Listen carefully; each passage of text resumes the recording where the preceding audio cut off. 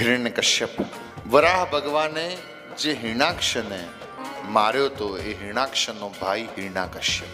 એવું કહ્યું છે કે આ બંને ભાઈઓ જન્મતાની સાથે મોટા થવા લાગ્યા.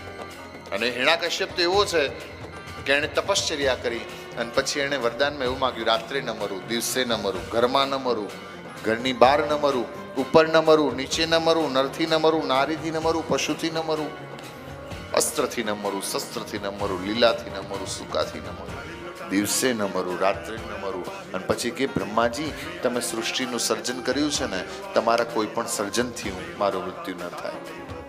પછી કે છે કે બ્રહ્માજી 12 મહિના હોય છે ને, એ 12 મહિનામાંથી એક પણ મહિનામાં મારું મૃત્યુ ન થાય. અને તોય બ્રહ્માએ વરદાન આપતી વખતે કીધું હતું, હિરણ્યકશ્યપ યાદ રાખજે, મરવું તો જેનો નામ છે એનો નાશ, જન્મ છે એનો મૃત્યુ છે. 7 દિવસમાં મારે ને તમારે બધાએ જવાનું છે. કયા 7 દિવસ? રવિ, સોમ, મંગળ, બુધ, ગુરુ, શુક્ર અને શનિ. આની ઉપરનો એકે દાડો ન કોઈને મળ્યો છે ન કોઈને મળવાનો છે.